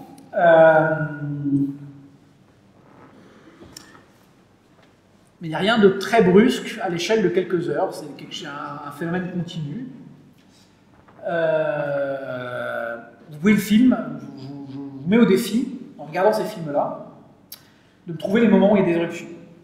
Dans le film que je vous ai montré, en fait, il y a eu plusieurs moments où il y a eu des éruptions, pendant quelques dizaines de minutes, il y a eu 3 éruptions extrêmement violentes, parmi les plus violentes qui ont eu lieu ces 10 dernières années. C'est qu'en fait, si on s'intéresse seulement à la surface du Soleil, il n'y a pas de variation brusque. Il n'y a pas de variation à l'échelle de la dizaine de minutes ou de l'heure. C'est seulement des mouvements continus. Et c'est pour ça qu'on parle d'éruption solaire. C'est parce que de même que pour le volcanisme, on connaît très peu de signes précurseurs ou qui sont très indirects, les éruptions solaires, elles-mêmes, ce qu'on observe, en fait, on n'a pas d'indicateur très fort sur à quel moment ça va se déclencher ou pas. Alors, on a des modèles standards d'éruption qui permettent d'expliquer un certain nombre de phénomènes lors des éruptions. Alors, je ne vais pas rentrer dans les détails, mais on sait à peu près comment c'est structuré, comment l'émission lumineuse va avoir lieu. On est capable de prédire où vont avoir lieu les émissions lumineuses. Il y a une capacité prédictive de savoir comment ça va se passer. Mais la question du déclenchement reste encore un grand problème de physique solaire actuelle. Et une des raisons, c'est parce que les éruptions solaires sont liées à un phénomène qui s'appelle la reconnexion magnétique. On peut voir qui est schématisé ici, on peut voir dans ce film, c'est un film qui est assez exceptionnel, c'est très rare en fait de le voir, on l'a vu très peu. Vous voyez, il y a des boucles qui se rapprochent, tout d'un coup il y a quelque chose de rouge qui a lieu, ça c'est de l'émission en rayon X, l'émission chaude, et puis se forment de nouvelles boucles. Donc ça, c'est cette reconnexion magnétique, c'est un phénomène où les boucles de champ magnétique vont changer de configuration. Et c'est ça qui va permettre de libérer de l'énergie. Donc on sait que le déclenchement des éruptions est intimement lié à cette structure tridimensionnelle. On voit lors des éruptions que véritablement, c'est des structures hélicoïdales, c'est des structures torsadées qui ont lieu. Mais le problème, c'est que la mesure du champ magnétique, on mesure le champ magnétique qu'au niveau de la surface solaire. Donc on sait que le phénomène a lieu à cause de la structure tridimensionnelle, et on ne mesure qu'au niveau de la surface du Soleil. Donc on est obligé d'extrapoler, on est obligé de modéliser ce qui se passe en 3 dimensions. Et vous voyez ici par exemple, ça c'est 2 modèles du champ magnétique en 3D, faits à partir des mêmes données. Donc on a fait 2 hypothèses différentes, qui sont faites toutes les 2 valides, et on a des solutions qui sont très différentes. Vous voyez ici que les lignes de champ magnétique elles sont connectées là, et dans ce cas-là elles sont connectées ici. Donc le problème de la compréhension des éruptions solaires, c'est un peu d'arriver à prédire si je porte une barbe ou pas, en ayant seulement l'empreinte de mes pieds. C'est que premièrement, c'est une information qui est très partielle. On peut avoir statistiquement, si on voit l'empreinte de mes pieds, on sait que je suis quelqu'un qui pèse un peu lourd. Statistiquement, c'est-à-dire que je suis plutôt un homme, et statistiquement, les hommes ont plus de barbe que si c'était une femme. Vous voyez, il y a pas mal d'imprécisions. Ça se trouve, et très probablement, on n'a surtout pas l'information cruciale, à savoir, c'est pas l'empreinte de mes pieds qui va me dire si j'ai eu la paresse ou pas de me raser la barbe aujourd'hui. C'est ce qui se passe avec les éruptions solaires. On a une mesure qui est très éloignée et qui n'est probablement pas pertinente pour la compréhension des éruptions. Donc en fait, on commence à comprendre comment marche le système éruptif. Vous avez un confusogramme ici, vous avez en fait un forçage, vous avez différents phénomènes qui vont, tels que l'émergence du champ magnétique, tels que des mouvements, est-ce qu'il va y avoir une éruption à côté ou pas, qui vont amener une structure magnétique qui va être proche de l'éruption. Il y a une configuration magnétique particulière, où il peut y avoir des nappes de courant électrique. Ça va déclencher une instabilité qui va avoir lieu, qui va amener à tous les phénomènes qu'on a vus via la reconnexion magnétique, aux éjectats, à l'accélération de particules, à du chauffage, à l'émission lumineuse. Le problème, ce qu'on ne sait pas, c'est qu'il y a une instabilité qui a lieu, et qu'à l'heure actuelle, on ne sait pas si cette instabilité a lieu au niveau de la configuration magnétique ou au niveau des nappes de courant magnétique liées à la reconnexion. En fait, l'énigme du déclenchement, elle est vraiment liée au fait qu'on va coupler, on est confronté à un problème, ce mécanisme de reconnexion magnétique. Sa taille sur le Soleil, ça fait à peu près 10 mètres, donc c'est à peu près la largeur de cette salle, mais que l'énergie qui est stockée, elle est stockée sur des tailles qui sont de la taille des régions actives, qui sont 10 puissance 8 mètres. Donc comprendre une éruption solaire, c'est en fait, il faudrait qu'on soit capable de comprendre comment un système stocke de l'énergie à très très grande échelle et la libère sur des toutes petites échelles. Et en fait, à l'heure actuelle, c'est impossible, on ne peut pas le faire. On n'est pas capable d'observer ces deux échelles en même temps. Les meilleures observations, elles ne sont pas capables de résoudre, elles sont mieux capables de résoudre 50 km sur le Soleil. On est très loin de pouvoir résoudre, on est capable de voir, on est capable, si depuis le Soleil on regardait la Terre, on serait capable de voir à peu près la région parisienne, on serait capable de voir à peu près le Luxembourg, mais on ne serait absolument pas capable de voir une structure de la taille de cette salle. On est très loin de là, il manque beaucoup de résolution pour pouvoir avoir le détail suffisant via l'observation. Via les expériences de laboratoire, c'est un phénomène on essaie de reproduire des conditions en laboratoire, en fait c'est trop différent de ce qui se passe dans le Soleil, donc il y a toujours des approximations. Et faire du calcul sur ordinateur, ça nous permet d'avoir des informations, mais en fait les échelles sont trop différentes et on est aujourd'hui très très loin de pouvoir faire les deux en même temps. Donc, à l'heure actuelle, on n'est pas capable de déterminer quel est le mécanisme véritablement qui déclenche les éruptions, et on est loin de pouvoir le faire, on ne fonctionne que de manière très indirecte. Et ce qui fait qu'aujourd'hui, les éruptions solaires, elles ne sont pas prédites de manière déterministe, elles sont prédites de manière empirique. C'est-à-dire qu'on va comparer avec les éruptions passées. On va prendre toutes les éruptions solaires qui ont lieu, qu'on a déjà mesurées, qu'on a déjà observées.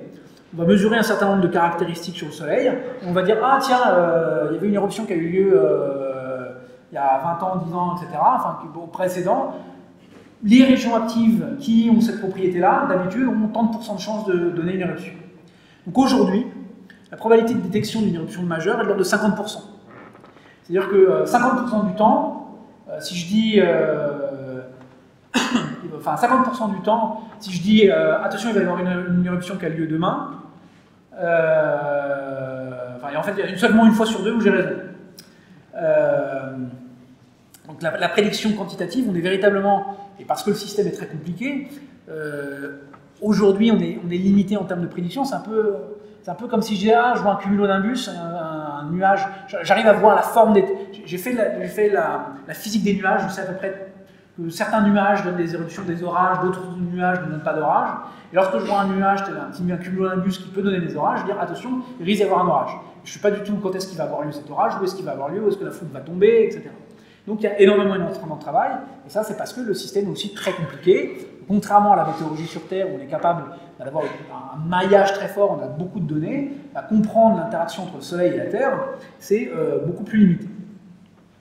Donc ce qu'on fait aujourd'hui, nos capacités d'alerte, elles se limitent essentiellement à la prédiction des élections de masse coronale. On est capable de les voir, on sait qu'elle va venir en un jour et demi. Donc elles, on est capable de prédire à peu près un jour et demi correctement, à quelques heures près, quand est-ce qu'elles vont avoir lieu. Mais on n'a aucune information sur l'impact des flares, on n'a aucune information sur les particules énergétiques. Donc on est très... la prévision des éruptions solaires, en fait, reste... au niveau de la météorologie d'il y a un siècle, pour la météorologie terrestre. Donc voilà, donc c'est un domaine qui est en pleine, pour une conclusion partielle, c'est un domaine qui est en pleine maturation, mais qui a besoin encore de recherche théorique sur les conditions de déclenchement des éruptions. Alors il y a cette nouvelle mission européenne qui s'appelle Solar Orbiter, dont je vais vous parler désormais, qui va nous apporter des informations un peu clés, parce que Solar Orbiter, c'est véritablement une mission qui va se rapprocher du Soleil et qui en fait va compléter énormément la manière dont le Soleil interagit avec la Terre et plus généralement avec son héliosphère. Donc je vous rappelais que l'héliosphère, c'est cette bulle de l'espace interstellaire qui est générée par le vent. Et l'objectif de Solar Orbiter, c'est une des premières missions de classe moyenne de l'Europe, c'est une mission européenne, qui vise à comprendre les relations entre le Soleil et son héliosphère. L'objectif, c'est de se rapprocher pour mieux comprendre ce qui se passe entre les deux. En fait, alors jusqu'à présent, on observait ce qui se passait sur le Soleil, et on observait ce qui se passait au niveau de la Terre, et en fait, on n'avait aucune information entre les deux. Donc là, on a un point de plus. On avait 2 points, on a un 3e point, 50% de plus, on va réussir à tout comprendre. J'exagère un peu, mais véritablement, c'est vraiment beaucoup plus de données par rapport à ce qu'on avait avant. Alors, à l'heure actuelle, pour l'étude de l'héliosphère, en fait, il y a 2 missions qui ont lieu, qui nous apportent des données. C'est un peu un âge d'or de la physique de l'héliosphère et de l'héliosphère interne. C'est qu'il y a cette autre mission, il y a Parker Solar Probe, qui a été lancée, elle, en 2018. Donc Parker Solar Probe, vous vous souvenez, je vous avais parlé d'Eugene Parker, le physicien solaire qui est décédé au printemps dernier. On avait donné le nom, la NASA a donné le nom à cette sonde, à Solar Probe, à cette sonde d'exploration de l'atmosphère du Soleil, de l'héliosphère interne. Et c'était la première fois que la NASA donnait le nom d'une mission à un astronome encore vivant, à l'époque. Donc cette mission américaine, elle se rapproche beaucoup plus du Soleil. Elle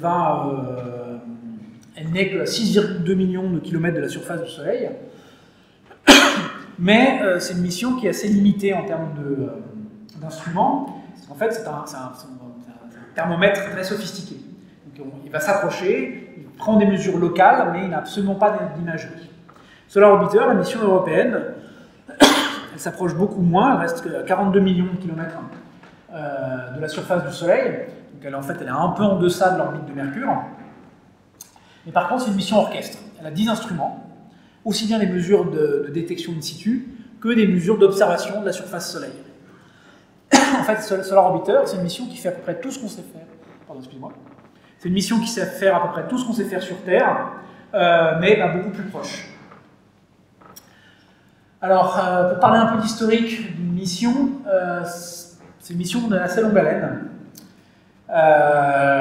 Les premières discussions autour de la mission, les premiers concepts d'idées de se rapprocher du Soleil, c'est plus que l'idée de se rapprocher du Soleil, ça en va depuis longtemps, mais quels instruments on veut mettre, qu'est-ce qu'on veut étudier, etc.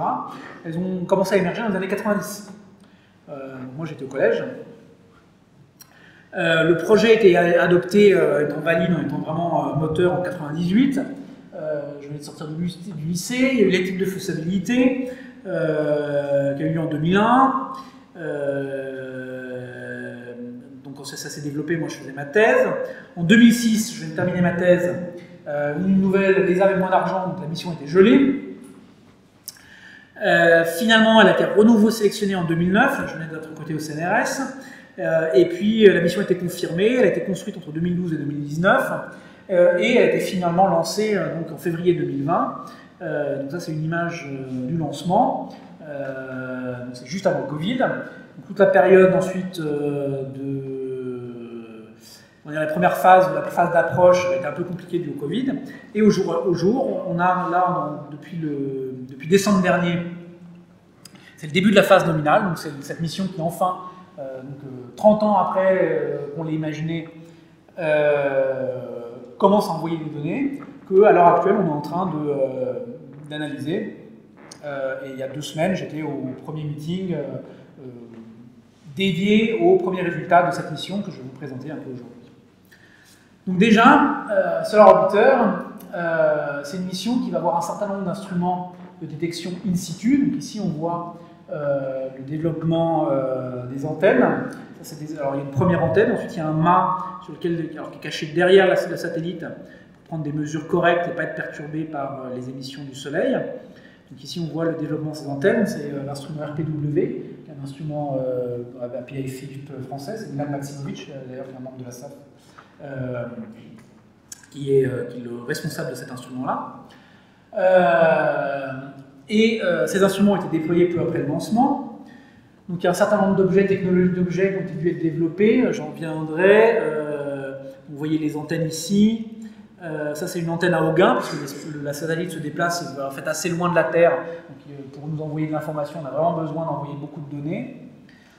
Transmis de loin, et vous avez à l'intérieur tous les différents instruments et les instruments scientifiques dont je vais reparler. Donc la première tâche de Solar Orbiter, ce qui est fait en permanence, c'est des observations in situ, c'est vraiment des observations dans le plasma. Et celle-ci, c'est par exemple des exemples de des toutes premières observations qui ont été faites. Ici, c'est par exemple, ils ont traversé la queue d'une comète. C'est des observations d'opportunité. On a vu les ions lourds au moment de la traversée de la comète. Ici, c'est une des premières éjections de masse coronale qui avait été observée. Donc on observe la densité du vent solaire avec une cadence qui est très importante. Vous voyez, à la quart de seconde, on peut voir la traversée de ces éjections de masse coronale. Alors Solar Orbiter, elle a une orbitographie un peu intéressante. Je vais faire un peu son voyage. Elle est partie en février 2020. Elle s'est baladée dans le système solaire et pour pouvoir se rapprocher de plus en plus du Soleil, elle a besoin d'assistance gravitationnelle, en particulier d'assistance gravitationnelle de Vénus.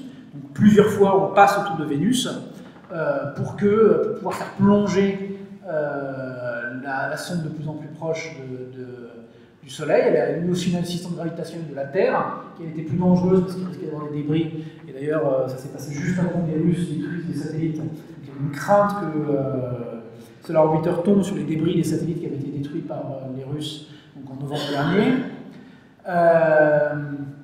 Ce qui est assez intéressant, c'est que on peut faire, grâce à Solar Orbiter, en fait, des observations d'opportunité sur d'autres objets du système solaire. Donc ici, on voit par exemple le survol de Vénus. C'est des instruments d'observation optique qui ont vu des images de Vénus lorsqu'il passait. Alors, en plus, le survol de Vénus a eu lieu en même temps que Bepi Colombo, qui est une mission qui est censée aller observer Mercure. Les deux missions sont passées l'une après l'autre.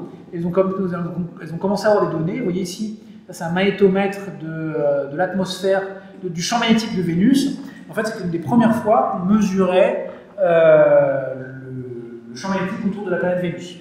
Les autres missions, en fait, n'avaient pas l'habitude de faire ça. Et donc, c'est une information. Vénus n'est pas censé avoir de magnétosphère. C'est une magnétosphère induite. Et on a eu une des premières données d'opportunité. La mission n'est pas faite pour observer Vénus. Mais on a quand même des données. Donc, la mission est faite pour observer le Soleil. Et l'objectif, c'est véritablement s'approcher du Soleil petit à petit. Et donc là, pendant plusieurs... vous voyez, il y a eu une assistante gravitationnelle il y a très peu de temps, en septembre dernier. Donc il y a à peu près un mois, à nouveau. Et donc, depuis cette dernière assistance gravitationnelle, maintenant, la mission est véritablement plus proche du Soleil. Donc ça, ici, ce graphique, ça vous montre la distance au Soleil en unité astronomique. Vous voyez, jusqu'à présent, dans les premières orbites, entre 2020 et 2022, on était à 0,5 unité astronomique. Et là, depuis février dernier, et là, en ce moment, en octobre, là, au tout début octobre, on est ici, hein, aujourd'hui, octobre 2022, il y a eu les premiers, l'approche au plus près du Soleil. Alors, qu'est-ce que ça nous permet de faire? Ça nous permet d'avoir une vision du Soleil à peu près inégalée. Donc ça, c'est des observations d'ultraviolet. Au fur et à mesure, vous voyez que le satellite s'approche, on a de plus en plus de détails sur ce qui se passe au niveau du Soleil. Alors, lorsqu'on est au périhélie, on a quand même le problème. Pourquoi on ne se rapproche pas plus? C'est que déjà, le fait de se rapprocher, il y a énormément de lumière qui chauffe énormément le satellite. Et un des grands défis qu'il fallait relever, c'était avoir un bouclier thermique. Alors, comme la sonde Parker Solar Probe, elle a un bouclier thermique, elle se rapproche encore plus, elle a un bouclier thermique. Mais nous, les Européens, on fait des trous dans notre bouclier thermique parce qu'on veut pouvoir prendre des images. Il faut voir ici qu'il y a à peu près, ici, le bouclier thermique a une température de l'ordre qui est supérieure à 500 degrés, qui est l'ordre de 1000 degrés. Et en quelques mètres, en 3-4 mètres, vous descendez à la température du vide interplanétaire, donc à peu près une centaine de degrés, moins 100 degrés Celsius. Donc vraiment, en quelques mètres, vous avez des gradients de 1000 degrés. Ce que les instruments n'adorent pas. Donc c'était un vrai défi de pouvoir arriver à faire ça, mais ça fonctionne. Et donc on a tous ces instruments qui permettent d'observer le Soleil, qui permettent de mesurer ce qui se passe au niveau du Soleil. Donc ça, c'est un film qui montre à peu près toutes les grandeurs qu'on peut mesurer. Ici, c'est de la vitesse Doppler, des mesures du champ magnétique, de la spectroscopie, la mesure du champ magnétique visible, des cartes magnétiques. On fait aussi de la coronographie, donc on regarde ce qui se passe autour du Soleil, et des images de l'héliosphère. Donc c'est vraiment, comme je disais, c'est un satellite orchestre qui, grâce à ces 10 instruments, a vraiment une quantité de données très importante. Alors ce qu'on cherchait à voir, quand on vendait la mission, on disait oui, ben voilà, grâce à cet instrument, on va pouvoir observer ce qui se passe au niveau du Soleil. Donc ça, c'est un graphique qui était dans ce qu'on avait demandé lorsqu'on était essayé de vendre à nos institutions la mission. On leur montrait ça, voilà ce qu'on va pouvoir faire. Donc on prenait des images d'autres instruments, on va pouvoir voir ce qui se passe sur le Soleil, une éruption, et puis il y a des particules qui vont arriver au niveau de sa satellite, on va mesurer ça.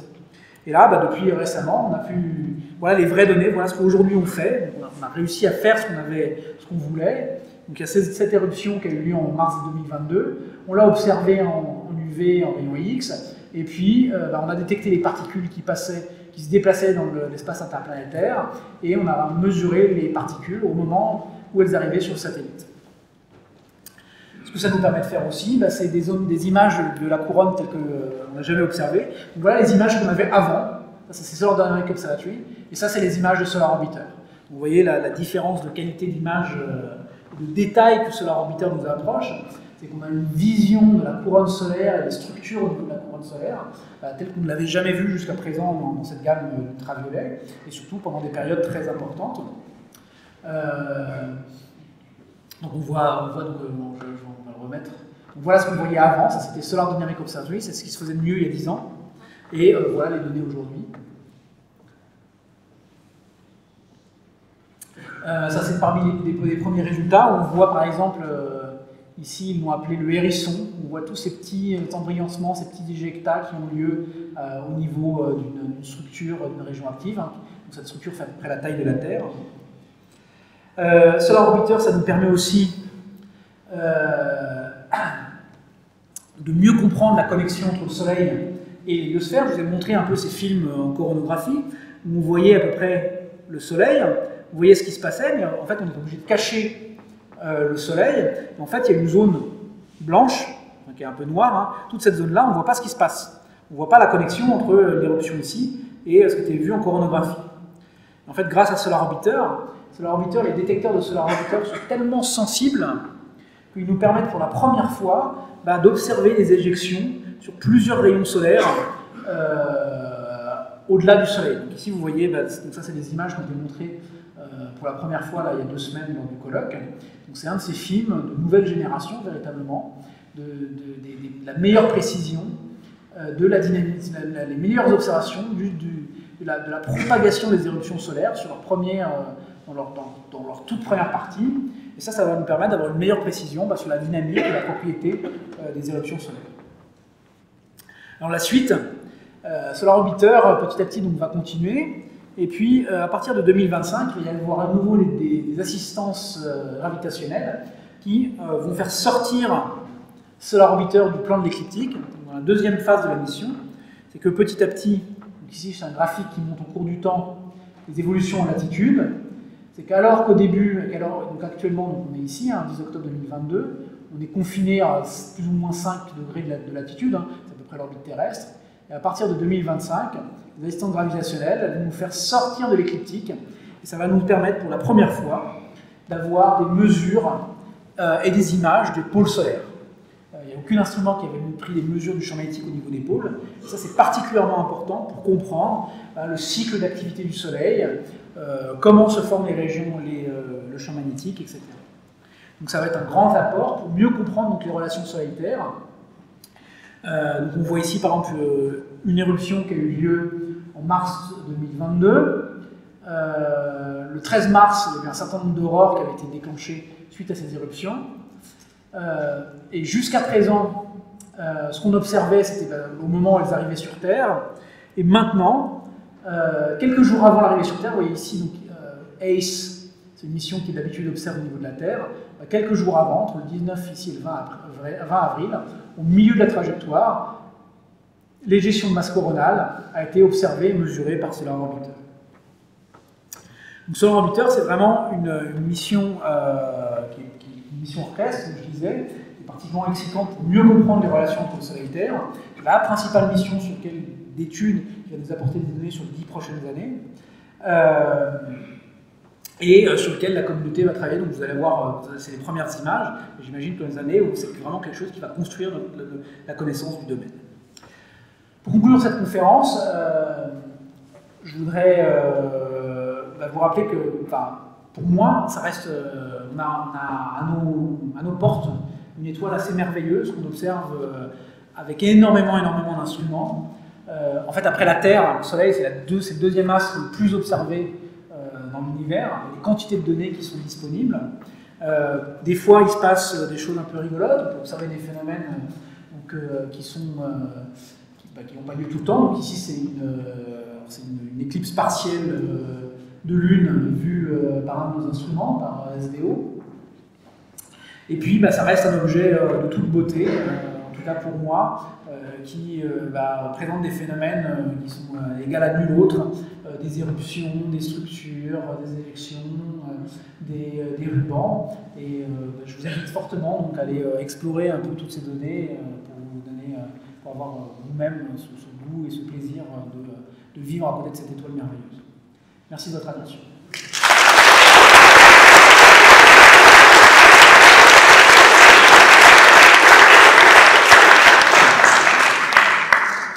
Bravo, merci. Je suppose que vous avez des questions. Moi j'en ai une à propos de Solar Orbiter. Par quel miracle vous pouvez refroidir pour avoir 15 degrés devant le Soleil qui est à 500 degrés ou je sais pas quoi. Ça ne peut être que passif. Alors oui, c'est que passif, mais en fait le bouclier thermique est constitué. C'est des isolants, c'est de l'isolant. En fait, c'est des multiples feuillets qui évacuent la chaleur par les côtés. Donc vous voyez, il y a plusieurs feuillets, et c'est des matériaux qui en fait vont permettre à la chaleur d'être évacuée sur chaque côté. Donc en fait, l'objectif c'est que chacun de ces feuillets va avoir une température différente, la température, le flux de chaleur est évacué au niveau de chaque feuillet. Donc en fait, la quantité de feuillets fait que c'est très efficace pour la déperdition de température. Et comment il va mourir ce Solar Orbiter? Vous allez le lancer dans le Soleil? Non, on n'a pas prévu. Je ne sais pas. Ça pourrait être intéressant. Les missions spatiales, le précédent, le grand frère de Solar Orbiter qui est SOHO, c'est une mission qui est toujours active. Mais toujours. Elle a été lancée en 1995, donc on va fêter les 30 ans bientôt de la mission. En fait, tant qu'elle envoie des données pertinentes, et tant il y a certains instruments qui ne fonctionnent plus, mais d'autres instruments qui peuvent être utilisés en fait pour pas cher. Ok. Est-ce que vous avez des questions, s'il vous plaît? Alors, avec ma fat folle, je ne peux pas monter, mais si vous voulez faire passer.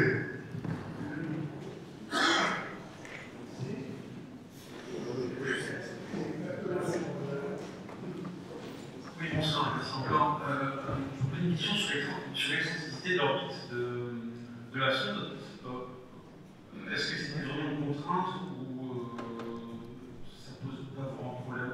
Est-ce qu'on aurait gagné à la décision plus circulaire tout le temps? Alors, c'est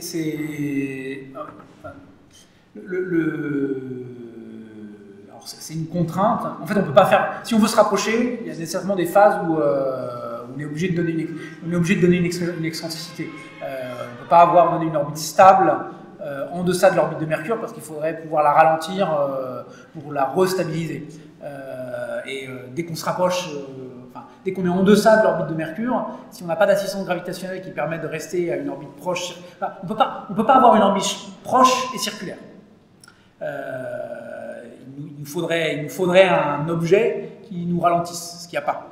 Ou alors, l'autre solution, c'est d'avoir véritablement un moment de carburant pour pouvoir changer, et ce qui coûte très cher. Donc, l'orbite excentrique était nécessaire. Les orbites circulaires stables, on a eu des missions stéréo qui, en fait, ont une orbite circulaire et sont en train de tourner autour, s'éloigner de la Terre. Mais ce qu'on voulait véritablement pour cette mission-là, stéréo restait au niveau de l'orbite terrestre, ce qu'on voulait véritablement, c'est pouvoir se rapprocher pour avoir ce point d'information supplémentaire. Et donc, les deux missions, donc avec que ce soit Parker Solar Probe ou Solar Orbiter, ont donc cette excentricité, ce qui fait que on a beaucoup d'informations intéressantes pendant quelques jours, et puis ensuite, la mission s'éloigne. C'est aussi intéressant, mais c'est sûr que ce n'est pas le cœur des données.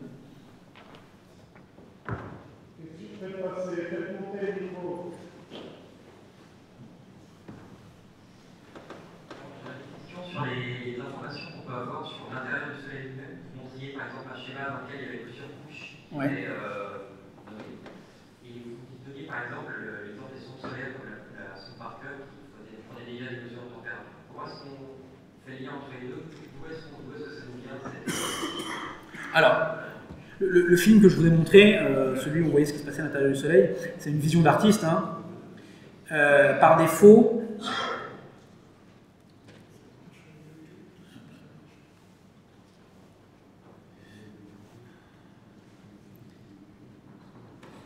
j'aurais dû le préciser, donc ça, ce film-là, c'est une vision d'artiste.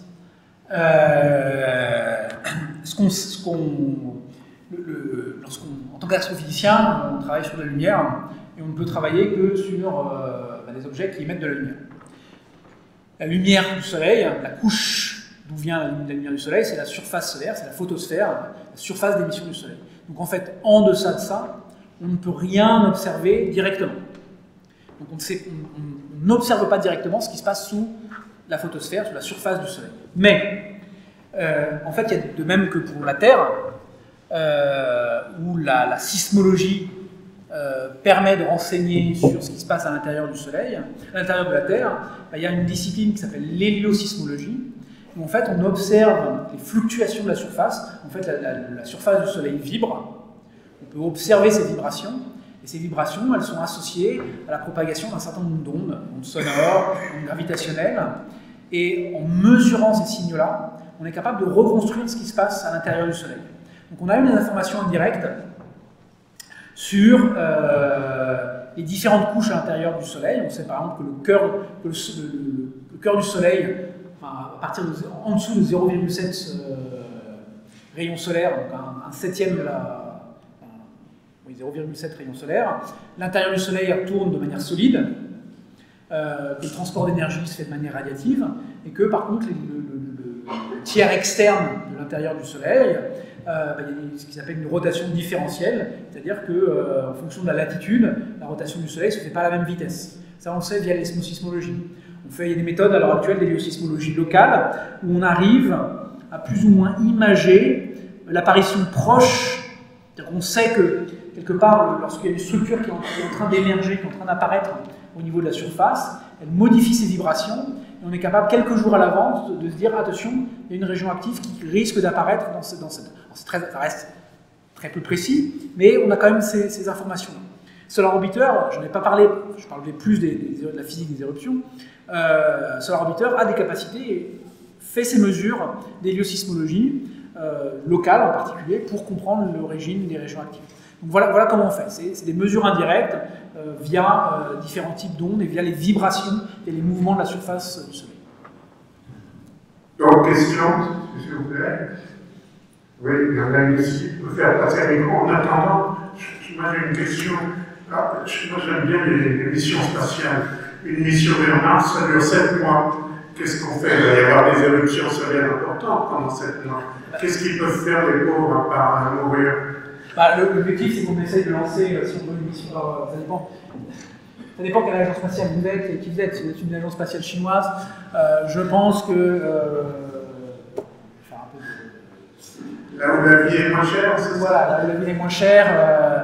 Il y a peut-être des enjeux qui font que. Vous savez, un Laika. On n'a pas beaucoup réfléchi à ce qui se passait après. Il peut se passer la même chose pour certaines agences.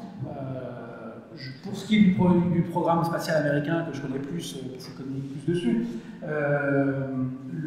l'objectif c'est de lancer au moment du minimum d'activité. Donc, oui, mais... si on lance lors du dernier minimum, lors du minimum, il y a eu en 2009, il y a eu un minimum particulièrement important, où pendant 2 ans, en fait, il n'y a eu quasiment pas d'éruption. Ah oui, d'accord. Donc on peut viser la mission vers Mars pendant cette période-là. Voilà, on peut viser des périodes. L'objectif, a priori, les missions, moi je peux vous prédire que les prochaines missions vers Mars, elles auront lieu en théorie soit dans les années 2019, 2030. 2030, sinon, c'est dans les années 2030, et si on loupe ce créneau-là, ce sera dans les années 2040. C'est 2040, d'accord. Vas-y, la question là.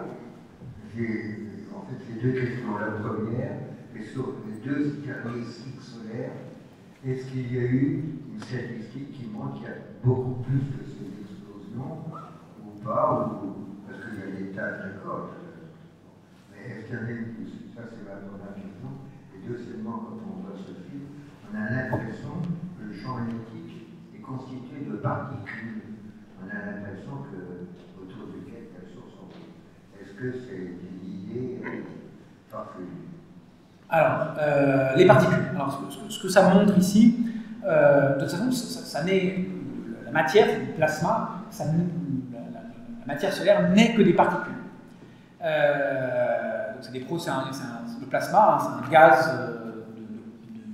de particules ionisées, c'est-à-dire que les protons, les électrons qui normalement, on va dire, dans un gaz orbite autour de leur atome, ici dans un plasma, peuvent se déplacer librement. Donc, tout n'est que particules.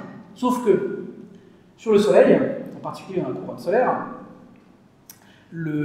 c'est du fait des conditions de température et du fait de la présence de ce champ magnétique que les particules génèrent, en fait elles ont des mouvements d'ensemble et on peut représenter l'évolution du champ magnétique par ces espèces de grandes boucles. En fait elles ont un mouvement collectif qui fait qu'elles supportent du champ magnétique en permanence. C'est le principe de on est dans le paradigme de la magnéto-hydrodynamique, une discipline, un paradigme physique qui permet de décrire ces éruptions. Donc, oui, il y a des particules, mais lorsqu'on regarde la couronne solaire, quelque part, beaucoup d'effets, les particules, on peut les oublier, et on considérait qu'on a un flux. Pour répondre à votre première question, qui d'ailleurs j'ai oublié, c'était sur... la statistique des éruptions. Alors la statistique des éruptions, il y a ce cycle de 11 ans. Alors sur les 2 derniers cycles, je n'ai pas le graphique ici.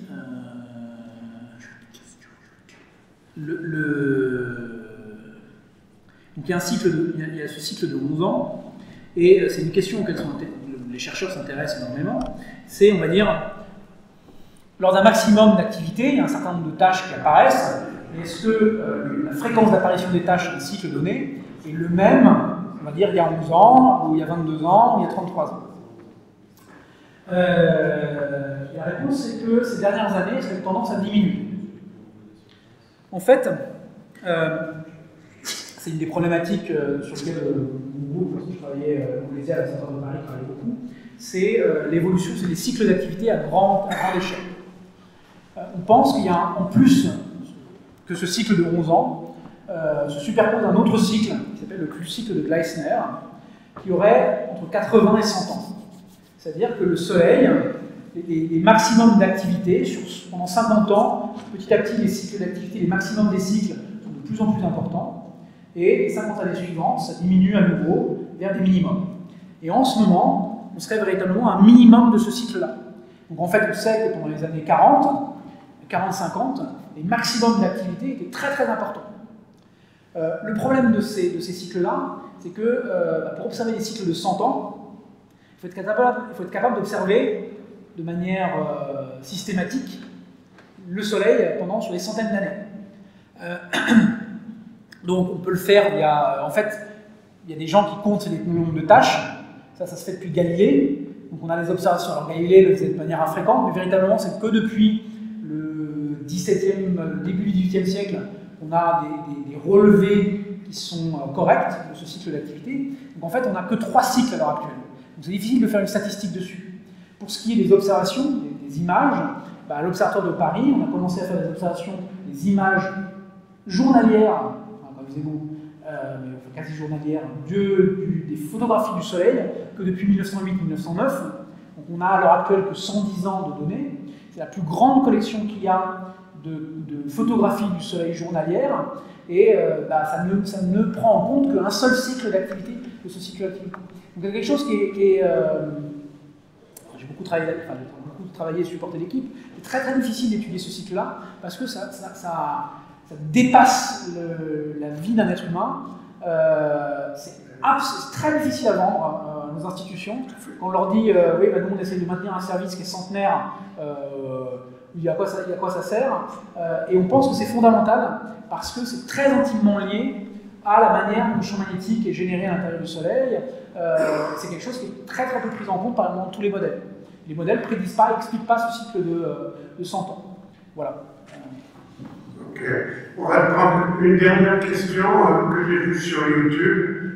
Si vous avez d'autres questions importantes, vous nous les envoyez. Je vais faire parvenir à M. Carrière. Une question un peu bateau, mais intéressante. Pourquoi le cycle solaire est de 11 ans?